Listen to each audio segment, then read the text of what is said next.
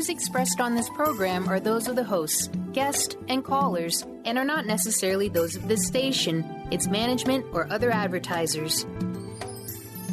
You're listening to Transformation Talk Radio.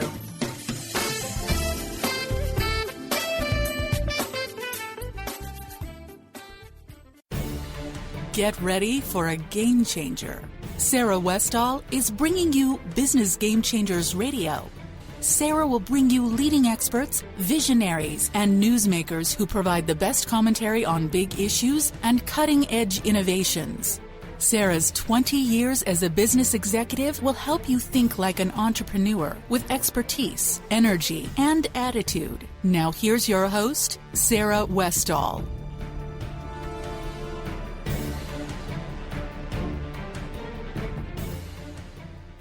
Welcome to Business Game Changers. I'm Sarah Westall, and we are going to really lighten up this show. I've been doing a lot of dark shows lately, so today we're going to be doing a much brighter, feel-good show. We are going to be talking about after-death experiences. It is a much brighter show. It sounds like it might not be. It's about death, but it's really an amazing show. We are going to be talking with Roberta Grimes. She's been studying this stuff for over 50 years.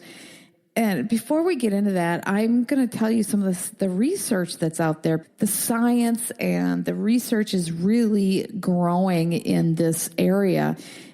And a lot of the people who are doing the research are doctors and nurses. They experience the death of people, and they see these amazing things that go on, and they talk to their patients, and they know that there's more going on than what we realize. Some people think it's just chemical, the DMT chemical, and that's it, and it makes us see a light and we feel really good.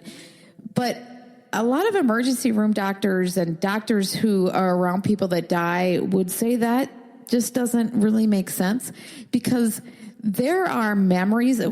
When people, for example, when people come back from an experience, like they were able to revive this person for whatever reason that is, they have memories. And according to doctors, their brain is actually, there's no brain activity, but yet they still have memories. So they have absolutely no explanation for these things. They don't know why they know that. They can remember, they can even see what the doctors are doing on the table and what they're saying and what they're saying to each other. They have this out-of-body experience where they look down and they can watch.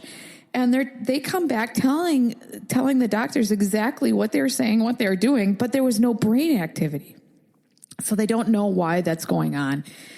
For what doctors are saying, 7% of the people can be revived. And of that 7%, 20% in Western countries and 30% in Eastern countries have a near-death experience. And they're all very, very similar, where they go through these different phases. And Roberta Grimes is going to talk about a lot of this, but they all go through these different phases where eventually you get to this beautiful place of eternal love.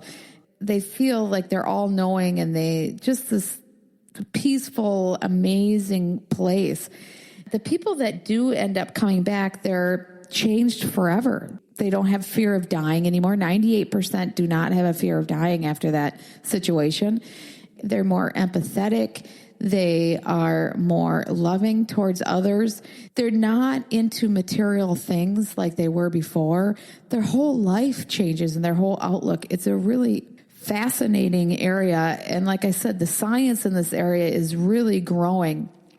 So let's get into our interview now with Roberta Grimes. Like I said, she has over 50 years of research that she's done into this topic, and she has really come to some conclusions.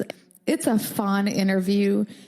Just listening to some of her ideas and what conclusions she came up with, it's different. It's a different paradigm, and it doesn't matter what you believe as far as religions and religious, but just to open your mind and listen to what she has is just a fun interview, and it makes you feel good.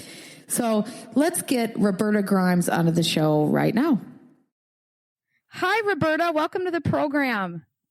I'm so glad to be with you. We're going to have so much fun today. I think we are too. I've been really, this is one of the, I usually bring on people that have innovation and disruption and the big issues, right? And I think you're in the category of maybe innovative and definitely disruptive, but it's also it's also the category of just stuff Sarah's interested in. Well, that's good. Yeah. I think we all are on some level, but a lot of people are afraid to find out, and there's no need to be afraid. It's all good. Well, okay. Well, let's get into some of these. You have developed a life passion for studying what happens at the point of death and after. Why do you think you've developed such a strong passion for this? When I was 8 years old, I woke up in the middle of the night, and I knew there was no God, and I was terrified. And in the midst of my terror, there was a bright flash of white light in the room, and a voice said, "You wouldn't know what it is to have me if you didn't know what it is to be without me. I will never leave you again." Now, when you're 8, everything surprises you, and therefore I wasn't really surprised. I thought, oh, if you forget there's a God, they remind you, and I went back to sleep. But that kind of experience stays immediately in your mind. I never told anyone about it, but I wanted to know what that was. And I even majored in Christianity in college. I had to know what that was. And I had actually a similar experience at the age of 20 when I was so bummed out about having chosen religion as a college major. And so really, for the past 50 years, I've been trying to find out what happened to me when I was 8. And that led me to try to figure out where the dead are, because that's where I thought that experience had come from. And I was right. And that led me to all the other stuff I'm doing now. It's all part of one great, wonderful whole. Well, what happened when you were 20? When I was 20, I came home from my summer job, sat down on my bed, and I was feeling terrible because I didn't know what to do with a religion major, and I knew since I wasn't going to ask anybody, I thought when you get to be expert at Christianity, they'll tell you what happens if you forget there's a God. I mean, talk about stupid, but that's what I thought at the time, and no one was telling me. So I was feeling very bummed. At 5 o'clock in the afternoon, over my right shoulder, splashing in the room, is the same white light, this time with beautiful music. And the same voice said, "I will never leave you." That's all it said. So that's when that validated for me what I remembered from when I was 8. And that's what really started me on my quest to figure it all out. So what did you do to figure it out? What type of research did you do, and how broad? What did you study to come up with your conclusions that we're about ready to talk about? Well, the problem was this was in the 60s, and there wasn't much information. I still have some books from then, and they're kind of pathetic books about ghosts and stuff. But in 1975, Raymond Moody published his wonderful Life After Life, which was where he coined the term near-death experiences. And that started an interest in the field of death. And there started to be books. And the great thing about books is they have bibliographies. And that's when I discovered that we have a treasure trove of information received in the latter part of the 19th and about the first 40 years of the 20th century. And I devoured as much as I could find of that material. And there's a lot of it. It's channeled material. A lot of it came through deep trance mediums, which is a much more advanced kind of mediumship than anyone is doing today, or nearly anyone. And most of it was received in the southern part of England and in the eastern United States, New York and Boston mainly.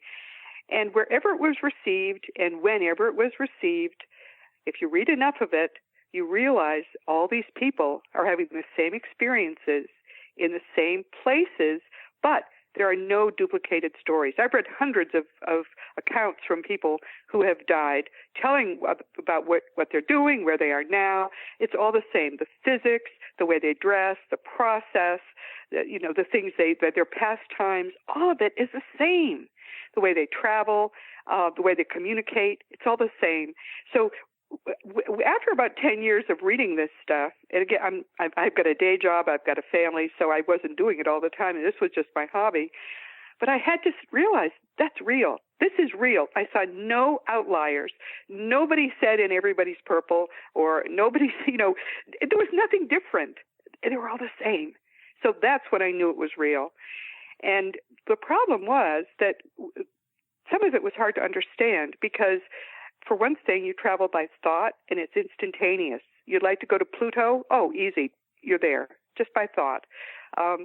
There were every historical period is all happening in the same time and in the same place.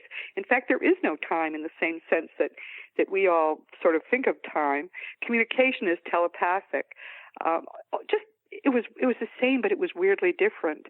And it was only really in the first part of this century that we began to get good quantum physics for dummies books, that we could understand. There's no math. And that was when, I wasn't the only one, a number of researchers suddenly realized that it all makes sense. And the progress was very quick from then on to what we all know is true. Well, and how do you know Yeah. that the experiences that you read weren't copied from each other? Were there people that you could identify and say, there's no way that they could have the same experience? They weren't. I would have detected copying. Understand, I started this as a skeptic because I knew what had happened to me when I was 8 and again at 20 was real. And therefore, I didn't want any pablum, which is why I rejected the Christian and all religious notions right at the start, because they were based on beliefs. I wanted to know the truth. And I looked for copied material. I looked for, I've read about this place or this thing before. There were none. I detected no copying at all. And what was curious was that even though they were happening in different places, these people were dying in different places and talking to their relatives, decades and decades apart. It was really all the same experience. The process that happens at and after death is remarkably consistent, I think, worldwide. That hasn't been researched, but it will be researched once scientists get a clue. But it appears to be a universal human experience, and it's really quite beautiful. It's a pity most people don't know what it is that happened. Well, what do they experience? Death is a process. As we approach death, and I should just say, we plan our lives, and they're planned as opportunities for spiritual growth. We plan 2 or 3 exit points into our lives, which we don't consciously choose, but our higher consciousness says, okay, we've learned all we can in this lifetime, and we want to go home. Nobody wants to be here. And so we choose to leave then. And when the place that your higher consciousness has chosen as your exit point is approaching, either you're very sick or you're about to have an accident or something's going to happen which is going to take your life. And within about 24 hours of when you're actually going to die, and if you've been ill, it's a common thing, doctors know, that suddenly you'll be alert within, say, 24 hours before the death. They see that as a sign death is imminent. Suddenly you look like you're getting better, but you're not. You're actually, your consciousness is beginning to separate from your body. During this time, people who have end-stage Alzheimer's or are they almost don't even have a brain left, will suddenly sit up in bed and start talking normally. This is a fairly common thing most people are not aware of. But what happens around that time is you also start to see people that you used to know that died, or even pets. Sometimes 1 or 2, sometimes a crowd. They often appear in the upper corners of the room and then come down and talk with you. They all look young, healthy, happy. And that's when you realize, hey, this is real. They survived, so I'm going to survive too. And it becomes fun. Most people stop talking to those at their deathbeds at that point. They're communicating. They'll often lie looking at a corner of the room, and they're really talking in their mind with the people who've come to get them. Steve Jobs, when he was within hours of death, was talking to his family, and all of a sudden he looked above their heads and he said, "Oh, wow, oh, wow, oh, wow," and then he never spoke to them again. That's a typical kind of thing that happens. When it's time for you actually to die, people who have been awake during that process tell us that it's kind of a funny feeling because your consciousness starts to withdraw. You're made like Matryoshka dolls. The nested energy bodies is all that you are. Everything is energy. Nothing is what we think of as solid. And the internal energy bodies are leaving, but this one that looks material is going to stay here. So it's as if you're sort of velcroed in to your extremities. And so they say that it feels like little threads breaking as their energy gets out of their fingers and hands and arms and feet and legs and gathers in their chest. Doesn't hurt, but it feels funny. And then they leave their body either out of the top of their head or out of their chest. If people have at a somewhat higher vibration than normal, and we can talk about what causes your vibration to be higher than or lower, they will often see a mist. It looks like a mist rising, and then the mist seems to disappear. I have my own radio show, and I just last night interviewed someone who had been in Vietnam, and he had been holding a soldier while he was dying, and he said he saw the mist. He described the mist to me. I said, yeah, that's common. He was surprised. He didn't realize that that's what actually you sometimes can see. But the mist just seems to us to disappear, but what's happening is that it's very rapidly rising its spiritual vibration. It reforms into you, and you feel terrific. People say that the experience of leaving your body actually is physically pleasurable. Some people say it's almost orgasmic, this feeling of suddenly, but think about it. You were in a dying body. What could be worse? It's like leaving a boat anchor and suddenly being free of it. And it really feels terrific. But the problem is that you're also totally clueless because our society does not prepare us for any of this. And that's the reason, apparently, that your loved ones will come. Whoever you trust most is who they're going to send, because they'll tell you, you've got to come with us. And word of advice, go with them, because the way that we make ghosts is by trying to get the attention of the people who are upset around our bed. Oh, he's died. Oh, she's dead. What do we do? You've got to ignore them and go with those who have come for you. You can help your loved ones after you've finished the transition, but you can't help them. If you focus on them, you just lower your own vibration to theirs, and then you no longer see the people who've come for you. And people can get stuck outside time, sometimes for centuries, and that's what we call ghosts. So we don't do that. Okay, so I've listened to doctors and nurses who've worked in hospice care or care, around people who have died or are dying, and what you're saying is what they're saying. They collaborate your research that they can tell. Yeah, they can tell when someone's going to die. And so why has this topic not been a topic of mainstream study, since it really affects all of us? It's frustrating to us because there is so much human pain that could be alleviated if scientists would stop being so stupid. But here's the situation. In the early part of the 20th century, when all of these wonderful communications were being received through deep trance mediums, there were serious researchers who were documenting. The relatives would be in the room, but there would be a researcher there who was writing down everything that was said, and they were writing books. This is what the dead are telling us. They thought they were doing cutting-edge science, which they were. But this was about the same time that the scientific community was trying to deal with quantum mechanics, which was like a bomb exploded in their midst. They thought they had physics just about figured out, and suddenly, within a decade of the end of the 19th century, it was all thrown to the wind, and they were upset with that. The last thing they wanted to do was to have people ask them questions about all this stuff coming from the dead. So the gatekeepers, the university departments, the peer-reviewed journals established what they called the fundamental scientific dogma of materialism. Believe it or not, you can see it in print if you go back far enough. They won't say it now. They know how stupid it sounds. But they decided they would study only things that relate to matter. Therefore, they would not study anything that had to do with spirit or with death or anything like that. Wouldn't study it. They have enforced this to this day, even though people like Max Planck, who got the 1918 Nobel Prize as the father of quantum mechanics, in fact, he found God. I think he should get credit for having discovered what God actually is. But they ignored all that stuff that Max Planck and other early quantum physicists did, and instead just used it as a way to try to better understand matter. That's all they'll study, which is why really science has gone off the rails. At this point, I love Scientific American. I subscribe to it, and I read it as a humor magazine. kind of tragic humor, because over and over I can see things that they can't explain, that they're talking about. Why can't they? And I can explain it, and I never took a physics course. But it's all one reality. This is really interesting. Okay, so explain this to me. I have a couple like weird situations that you need to explain. What happens, like when I got my molars out and I was put under, pain, they put you under so that you don't feel the pain.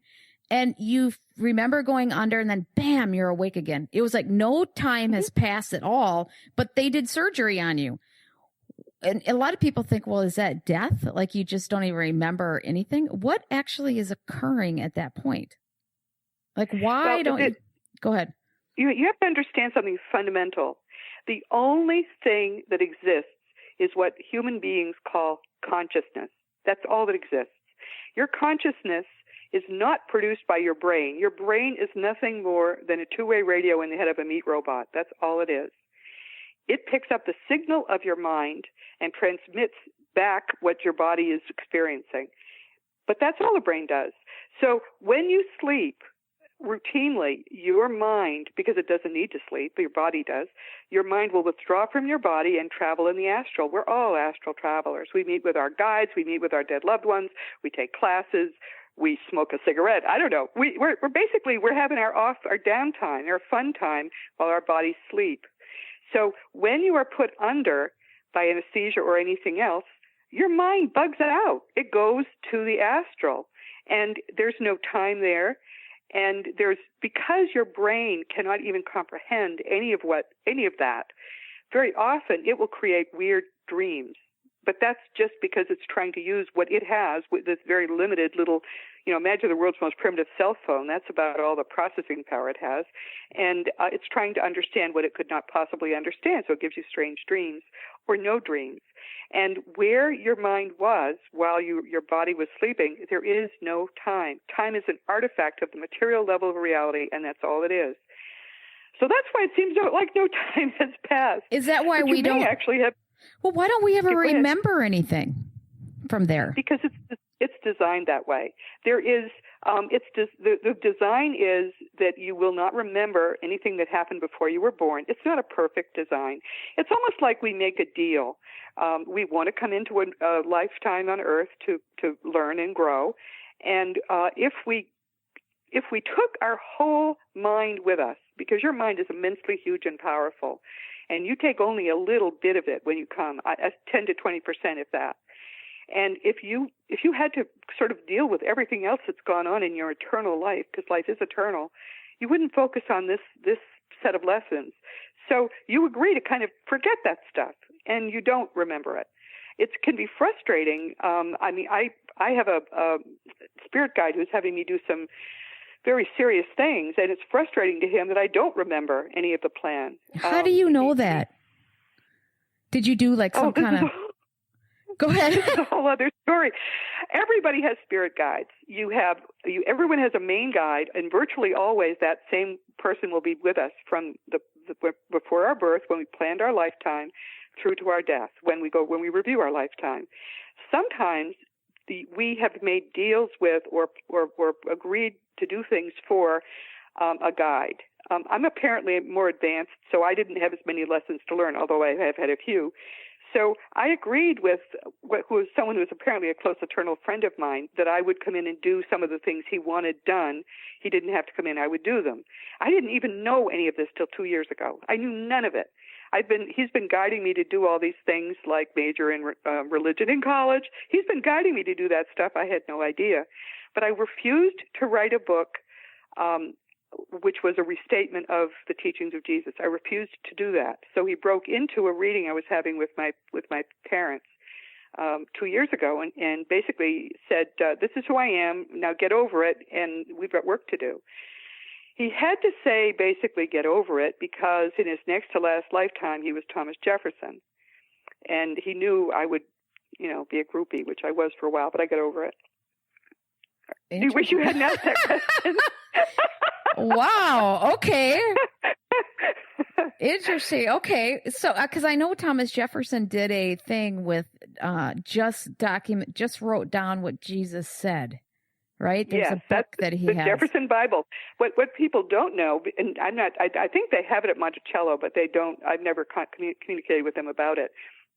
They don't know that toward the end of his life, he, with his young protege, I think involved, Richard Rush, who I also was, we wrote a book which basically took Christianity apart and said this is what Jesus meant to do, but he never published it. He said it was too radical for the time, but now is the time to publish it. And I was saying, no way, Jose. But when he told me I had to do it, and he told me that basically this is part of raising the consciousness of the planet, it was very important to do. I did in fact submit to write the book, at which point I then channeled the master as well. It was a hard, let's just say 2015 was a hard year for me.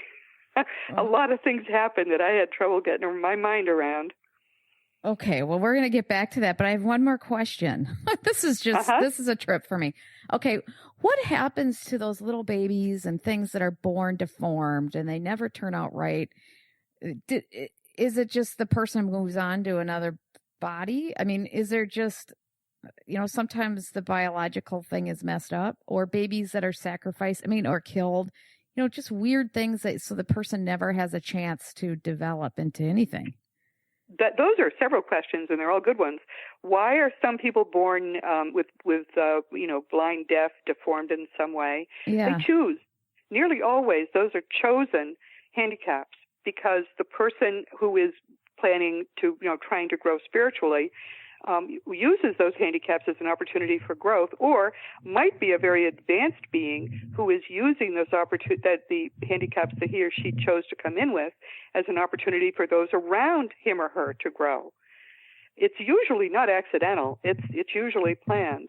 Well, how about when a baby isn't even born, stillborn and things like that? There are several reasons why a baby would be conceived but not born. In some cases, it's a gift to the family. A stillborn child often is a gift to the family. That person went through all the trouble of, doing what you have to do to become part of a body. They attached to the body, and then they left the body as a gift to the family. It's a gift to help them grow spiritually, or they'll die in infancy or as a young child for that reason. Not always, but occasionally, what happens is that someone has planned a lifetime with a certain set of circumstances in the family that they really want to experience. And then during the gestational period, that those circumstances are no longer there. They decide they don't want to go through a whole lifetime when they can't learn what they wanted to come in and learn. Sometimes then they'll also be stillborn. But remember, mind is in control of all of this.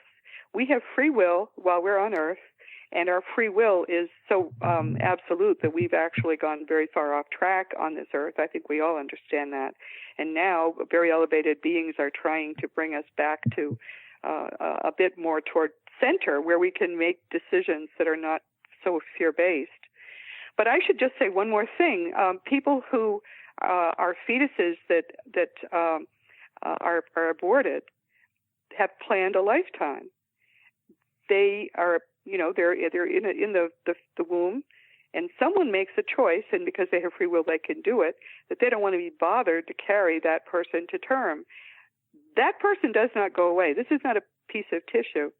Every aborted baby grows up in the afterlife, beautifully cared for, the most wonderful possible childhood and young adulthood. Doesn't take more than a few years. And when the mother dies, he or she or the father, he will find beautiful young people there, hugging them and calling them their parents. Just saying. Wow. So I think more people ought to be aware of that, because people might think twice about abortion. Maybe have the baby and give it away out of love. But why don't they? Abortion doesn't end anything. But why don't they just leave that body and go back to this whatever world, ether world, and then go do another body? Why do they grow up in the afterlife? I don't understand. It's a process to be prepared to enter a body is a process. We don't know very much about it. Okay. I sort of think of it as a shrinkage machine. I just don't know. But we do know it's a process, And we do know that you can't enter a body without going through the process. So it's not just a quick thing. It's an important decision that you make to go through this. If you die before you, if you die, period, especially if you haven't grown up, you do have to go through a period of, and it's at your own pace. Some people probably do it fairly quickly. We're told it takes 3 to 5 Earth years for most people, to sometimes 6 or 8, but not a whole. It takes less time than if they were here, but they do grow up to about the age of their early 20s, maybe 22 or something, and then they stop growing. Because most people there, if you die at 80 here, you regress to an early age at your own pace and with your own choice. But most people there choose to be in their early 20s to late 20s.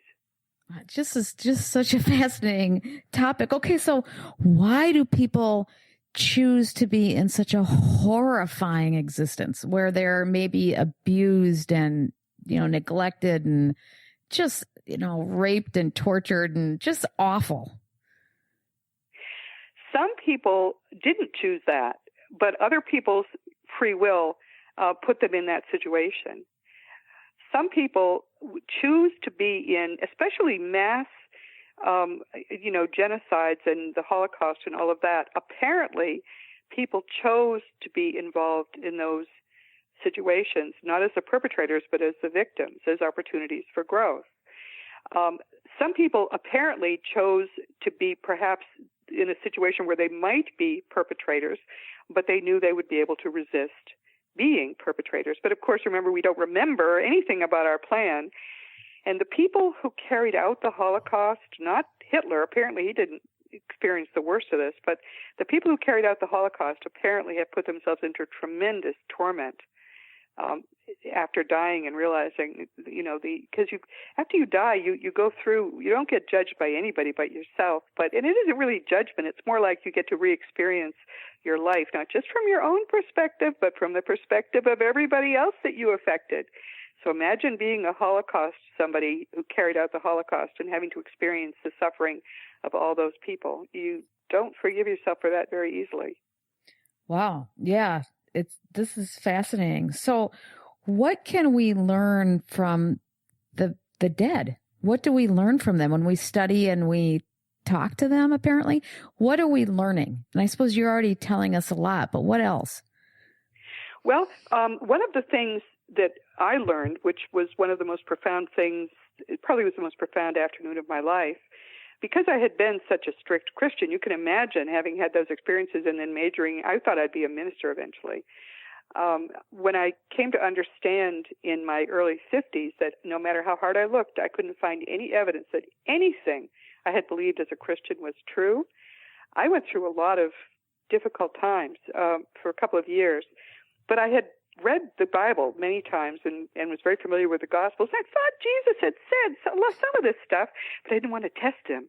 Then one rainy afternoon, I said, I've got to get over this. So I dusted off my Bible, I opened it, and I discovered that in the Gospels, Matthew, Mark, Luke, and John, Jesus had told us things about God, reality, death, the afterlife, and the meaning of our lives that we could not have confirmed in any way until we had what the dead are telling us. No way. There's no way that's a coincidence either. It is just amazing how consistent what he tells us is with what the dead tell us. So what does he say? Give me some statements and things that relate. God is spirit, and we should worship in spirit and truth. He talked about weird little things. He talked about living water. He said to the woman at the well, if you knew who it is that asks you for a drink and the gift of God, you would have asked him, and he would have given you living water. Well, the water in the afterlife levels is alive. This is one of the things many of the dead it has a totally different quality from the water here. He knew that. He talked about going, I'm going to prepare a place for you, and then I'll come and take you to where you're going to be, where I'm going to be, and in my Father's house are many mansions. He told us all about the process of dying and the fact that when we get there, we'll all have our own little homes. On and on. He told us that we are here to learn to love perfectly and to forgive completely. That's why we're here. And he told us that if enough of us will do this, we will bring kingdom of God on earth. We pray for it. He taught us to pray for it. Thy kingdom come, thy will be done on earth as it is in heaven. His teachings, if we follow them, will make that happen. And he told us that. The problem we have with Christianity is that Christians believe a whole different set of things that were wrapped around these teachings, and they really don't. Very few Christians don't know anything about the Gospels. They say that something about the gospel truth is Jesus died for your sins. Jesus doesn't say that. Jesus says he came to replace religion with his teachings. He didn't come to start a new one. So nobody pays attention to what he said. Who was Jesus? Well, see, that's a very good question. I wondered about that too. According to Thomas and those with him, Jesus is indeed unique. He's he's such an advanced being, even back then, that God could literally come to earth as Jesus, look through his eyes, and did that in an effort to try to figure out how giving us free will could have caused us to screw up so badly, even 2,000 years ago. And then he gave us the prescription for how to fix it, which is the teachings of Jesus. That's who Jesus was. So we are all part of God. Every one of us. Our minds are part of the mind which continuously manifests this universe. So it's not that he was unique in that way, but he was unique in that God actually came to earth and personified as Jesus. Apparently, it happened again.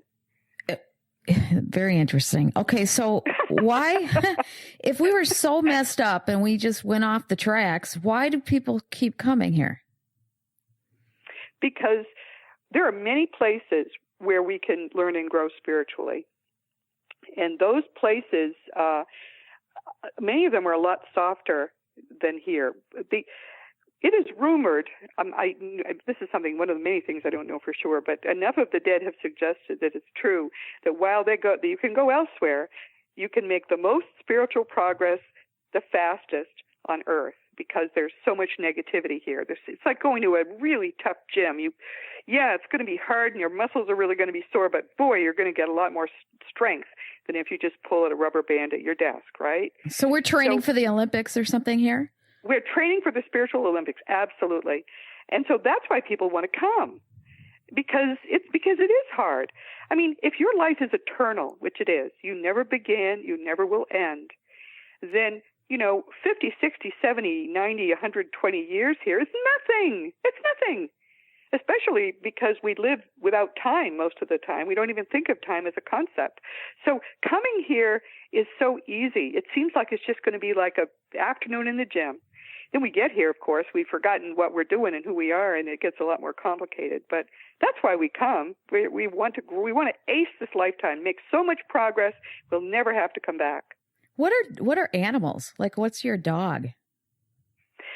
Animals, we are told, are a pure spiritual nature, and they come to earth as part of a group consciousness. So they don't feel as differentiated as we all feel. Actually, there's no separation among us. We are all one being, but we think we're separate. They don't even think they're separate. But if you love an animal and the animal loves you, it develops a separate existence, a sort of a separate identity, almost a human-like separate identity, and they're waiting for us. Every pet you've ever loved, so help me, is waiting for you there. So if you've had a lot of them that you've loved, you're going to have a whole menagerie when you get there. So are they a separate spiritual being from the human spiritual being? They don't need to learn and grow. We need to learn and grow. I don't understand yet why, but that's the way it is. Okay, because they're more simple than we are, right? Are they or not? I don't understand. Well, Jesus says, not with the eyes of man does God see. It may be that simplicity is, and he even says, unless you accept the kingdom of heaven as a little child, you'll never enter it. We're heading towards simplicity, away from complexity. It really is all simple. And the teachings of Jesus are simple. It's just that we've made it complicated with all this theology, which is wrong and which is actually appalling when you think about it. So why you say that spiritual growth, or that no religion puts spiritual growth first? Why do they not? Why hasn't any religion figured this out? because of, they're all old. I mean, what did people know 2,000 years ago about anything? Not much. And yet Christianity, for example, let's see one I know best. Christianity is a first century religion. 2,000 years ago, it was, actually maybe 1,600 years ago, it was set in stone, and nothing much has changed since then. They didn't know anything then, and so now we're acting as if God is stuck with who we were 1,600 years ago. That's crazy. Well, do we really know anything now? I mean, because there are some pretty advanced people back. Okay, I was going to say, like Plato and some of the philosophers, they were thinking pretty good stuff. They were thinking forward, and many of them had insights that were wonderful. But the trouble is, people were not ready for them. But here's a fact. Remember, we talked about the only thing that exists is consciousness? Consciousness exists, in fact, as a range of vibrations from the lowest to the highest. And we experience the lowest as fear and other things, other negative things like hatred and anger and all of that. But fear is the lowest vibration. Love is the highest. We're here to learn how to turn from fear and go toward love. That's what spiritual growth is. It's that simple. And what is it based in? Fear. It's based in fear of God, a good, God-fearing, he's a good God-fearing man. And it's based in fear of a God that would put you in hell forever. And it's based in fear of Satan. It's based in, fear of fear of God. Can you imagine we teach people to fear God? What a horrible thing. God is nothing but love. So what? That's the problem with all religions. I don't know of a single religion that doesn't teach people to be afraid. And we come here to learn not to fear, to learn to get past fear and into the perfect joy of perfect love. So what made you realize that the teachings of Jesus are a coherent system, as you say, that works to foster our spiritual growth? I mean, what is that? I'm sorry, say that again. I want to make sure I answer it right. Well, you say that Jesus had a coherent system that works to foster our spiritual growth. Well, maybe I can just ask you, what do you believe that system is? Okay, go ahead. Yeah, I have a good answer for that. I thought that was what you were asking, but then I thought I got that wrong. When The Fun of Dying first came out in 2010, a few months later, I was giving a talk, and in the back of all of my fun books, or all but one of them, there is a little example of sort of a series of all the things Jesus said and what he meant, and how we know what he meant from the dead. So someone raised his hand in the back of the room, and he said, "So do they work?" So I said, "Does what work?" He said, "Do the teachings work?" I said, "Well, of course they do. You know what you say." Then afterwards, I thought, that's a heck of a good question. So in 2011, I began to live the teachings of Jesus, literally. And it's really simple. I learned that first you have to put gratitude in. He didn't really emphasize gratitude. Second, you've got to master perfect forgiveness. And third, love really comes naturally, but there are ways to perfect that too. And I worked at that for a couple of years, and it utterly, utterly transformed me internally. It is amazing how you wouldn't have liked me before. You really wouldn't have liked me before. But it has changed everything about my whole outlook on life. And other people who have tried the teachings say the same thing works for them. But he tells us it works. He tells us it's a system. It is a system, and it does work. That's weird. So what are some elements? It's interesting, and it's fun to talk to you about this, because it seems like there are some simple things that can really make a difference in the happiness of individuals and how we work together. But what are some elements of it that people can implement into their lives? Maybe even baby steps, stuff they can do that can really transform them by just doing a few basic things.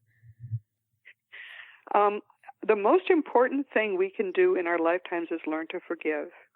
Forgiveness is something which we tend to treat as a bespoke thing. Each thing that happens that annoys you, you're going to forgive it, and then you've got to go through that process. It is too hard. You can't do it. Instead, what I teach people is to do forgiveness once and for all.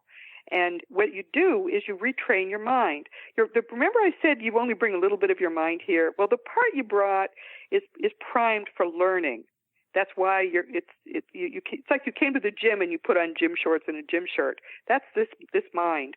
It's lazy, it follows habits, and it will easily change its habits because it's so lazy. So you used to train your mind to get very angry when the newspaper was late, or when the babysitter, didn't do the dishes, or whatever it is that bugs you that you have to forgive.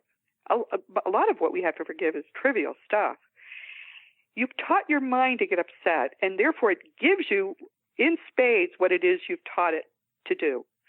So if instead, each time something is starting to upset you, or you think something is going to upset you, you physically, with your arms, gather it up into a ball, nice tight ball, put the people in it, mentally of course, and put yourself in it, and you make it a nice tight ball, and then you, with both hands, you push it away. You say, I love you, I bless you, I forgive, and I release. And that starts making your mind, if you do that every time and you never allow anything to ever upset you, but you do that with it, what that teaches your mind is not to bother. There's another trick which works, they're telling me about as well, which is with a spoon in the pocket. You take a teaspoon, you put it in your jeans pocket. Each time something annoys you, you take it out of the pocket and you put it in the other pocket. And they say that also makes your mind know not to bother. I don't know. I like the forgiveness ball technique, but boy, it works well. If you do that for even a few weeks, you'll find you stop getting. It's as if things still are on the outside being done to you, but you're peaceful now on the inside. You don't react. You don't even feel those things anymore. It just doesn't really bother you. Okay, it doesn't bother you. So, do most people, have they been here before? Or is this the first time for a lot of people? This is almost always one of many, many, many, many lifetimes we've lived. I don't know the total number, but it's in probably the hundreds for most of us. It doesn't need to be. Everybody listening now, I don't care how old you are, as long as you're still healthy, you have the ability to make this your last lifetime. It's not hard. It's just that we haven't known why we were here, so we had to learn everything the hard way. My guide, Thomas, tells me he and I have had 17 lifetimes together. So that's just with one other person. Do you tend to have lifetimes with the same people? Yes. We're called soul groups. And it's easier to learn that way. These are eternal friends, eternal comrades. And we don't always come into the same lifetimes together, but often we do. Or I might guide him, or he might guide me, and other friends of ours might be there or not there. I know in my own lifetime, for example, I've been told that my birth family is not part of my soul group, but I needed for what Thomas and I were going to do together to be born in that time and place, and so that was a ready body, so I took it. But there are other people in my life that I know I have had lifetimes with before. You recognize it almost immediately when people you really click with. Those are probably people you've had a lifetime with, or 2 or 10 or 100 in the past. Oh, that's really interesting. So how do you know, is there a process you can go through to figure out what lifetimes you might have lived in the past, like who you actually were? There are people who do readings, yes. Usually it's done under hypnosis, and you're brought back to a specific historical period or to the lifetime that's influencing you the most. They use it. One of the things they use it for is getting rid of phobias. For example, you're afraid of heights. Go to the lifetime when you develop that fear of heights. I cured myself of a fear of heights when I was just reading about this stuff about, 7-8 years ago. I had a crippling fear of stepping off an edge. And then I said to myself, I wonder if that comes from the past. Didn't think about it again, but I started to get flashes of being this young Native American boy, about 18, 16 or something, standing on the edge of a cliff, and it's early morning, and I know I can fly. And then suddenly I realized what kept popping into my mind. I said, oh my goodness, I'll bet that little idiot actually stepped off the edge. And as soon as you realize where the fear comes from, it goes away. a few months later, we were visiting people in New York on the umpteenth floor of a big building downtown, like 40-something floor. And normally I couldn't even be in a building that tall, but I went in, and they had the windows open because it was Sunday. And I could see the Chrysler building, and I went and I almost leaned out the window to look at the Chrysler building. And I turned, and my husband was standing with his mouth open at the doorway to that room. And only then did I realize I wasn't afraid of heights anymore. That's how amazing it is. If someone has a phobia that's crippling, for heaven's sake, find a good regression therapist, because they can help you get rid of it in one session. Wow. Okay. So there's been a lot of research into the past human development, and they're finding pyramids and stuff all over the world that's pointing to the fact that the human race is much, much older than we thought it was, and that maybe in the past we were much more spiritually developed. Could we, what they're seeing is there's probably a cataclysm that wiped us out, and then we are very basic again, and then we're rebuilding civilization up. That's a lot of the theories right now. And based on the aging of all these artifacts, have you thought about that, or has any of that entered into your research, talking to the dead or connecting that to what you're learning? No, it's not been an area of interest, nor has the extraterrestrial stuff been a matter of interest, but it does come up, especially extraterrestrials, because they are very much involved with the Earth now, trying to protect us from destroying ourselves. So I just, if I come across it in situations like that, then I study it a little bit. But my goal is to try to understand and then help people to know what to do to live a perfect life here, so you don't have to come back. Well, but are so much fun there? Well, but what are the ETs? Us, just from another? I mean, what the heck are they then? We are all of the same consciousness, which is the only consciousness that exists. They're just from a different place. They have chosen to do their evolution in different bodies, and some of them are already perfected. For example, the race of Arcturians, apparently, and again, here's the area where I'm not an expert, but I'm told that the race of Arcturians have so perfected themselves that their planet is empty now. Everybody graduated, and they are in what we think of as the afterlife dimensions or the astral dimensions, but they have become the guardians of the Earth, because we produce so much negativity that we can literally be milked for negativity by negative entities. They can feed off the hatred, anger, fear, war, all this crap going on now. Yeah, we're a pretty negative species. Now that is fact. We were not always this way, and we are turning it around. Because people like my guide Thomas is part of a very large group of thousands of beings, including Jesus and all of his people, who are working to raise the consciousness of the planet. This has been going on for, I think, about 100 years, and they're making progress now. You can't see it, but I can, because when I go and give talks, even 5-6 years ago, people were not as aware as they are now. I'll bet more and more people are listening to you and listening. I mean, I have, I think, something like 1 million people who listen to me now, because people want to know. And just the fact that they want to know is the start of making this work. If as few as 10% of people would materially raise their consciousness now, that would affect everybody else on the face of the earth, because we're all one being. Our consciousness is not differentiated. We're all one. Yeah, this is just absolutely amazing. I'd love to hear what we were in the past, because a lot of what they're saying is that we were spiritually higher and that we regressed, the planet regressed. But I don't know, I guess that's another talk, and it's another thing that we can dive into. Yeah, and I'm sorry, I didn't answer your question before about Atlantis and all of. I think that those things have happened in the past. I'm not sure that the planet as a whole was more advanced, but there are some very advanced civilizations that apparently have disappeared almost without a trace, except that they'll linger in myths and all of that, and then we sort of begin again. And between you and me, based on what Thomas tells me, we have a real risk of a couple of 100 years from now doing the same with this civilization. Why? And starting all over. because of all the negativity. That's why they're working so hard to raise the consciousness of the planet. Oh, so the negativity takes it. We destroy ourselves through negativity.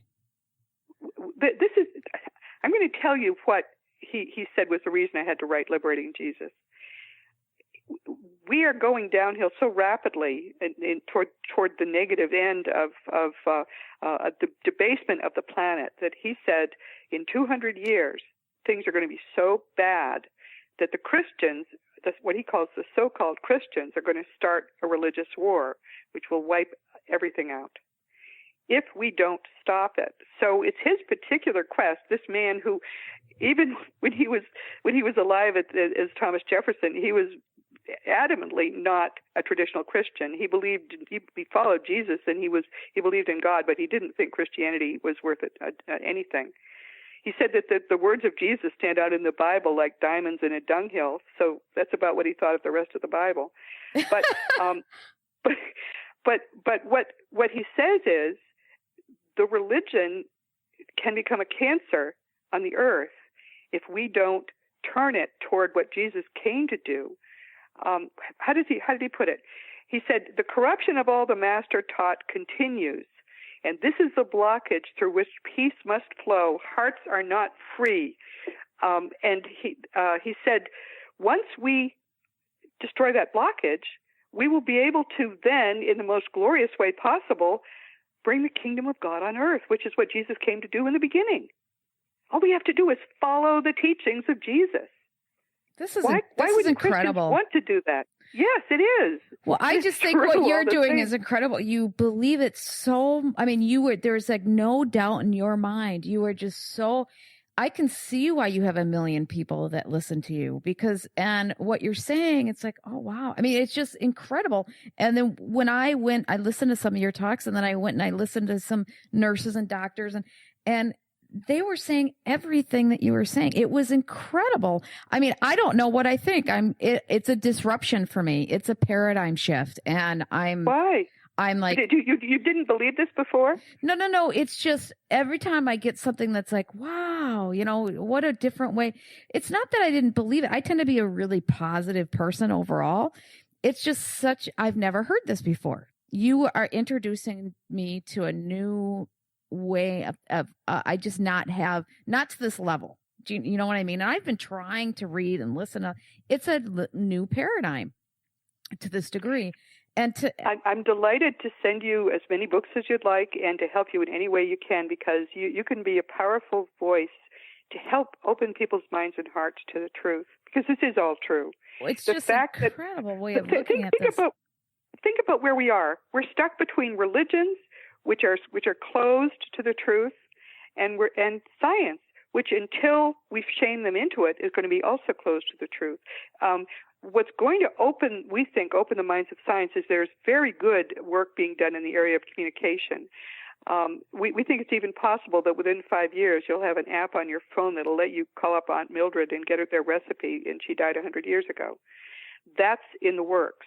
That's just incredible. I want to talk to whoever's doing that and how they're doing it. I just think that's science is the study of truth and what is. So science it should not close it up. Science is the truth of matter. No, I know. But what it should be is the truth of what is. I know what you're saying. And so it's, it should open itself up to looking at things from a much broader perspective, but it has to be about the truth. It can't be made up stuff. It has to be factual. It has to be about the truth. Yeah. Yes.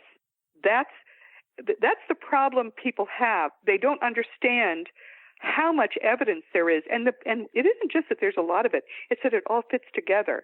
I mean, I've been doing this for 50 years, close to, and it wasn't really until the last 10 years that I was as certain as I am now, because I'm a skeptic by nature. I know I found true stuff. I don't want to fit anything into this scheme that is not true, because it's going to screw up the painting, It has to be perfectly true.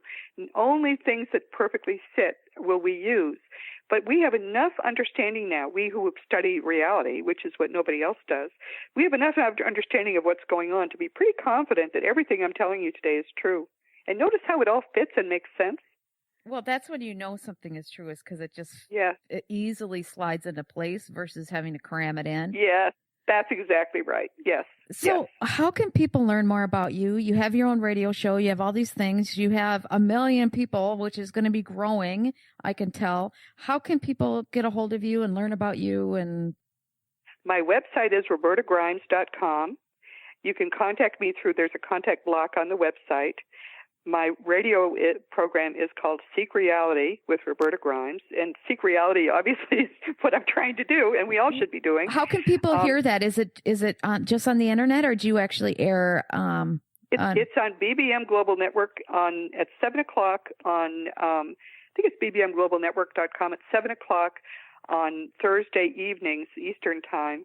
But it's also available on iTunes. It's on webtalkradio.net, and it's on a couple of other outlets as well that they air, because I've been doing this for almost 4 years. They air older episodes, and they love my guests. I have the best guests on earth, and a lot of them are people who work in this field that you've never heard of, but history will definitely record them in the history books. This is all going to break wide open. It's going to break open soon. Oh, and if people want to know how to, the easiest way probably to find my podcast is on iTunes.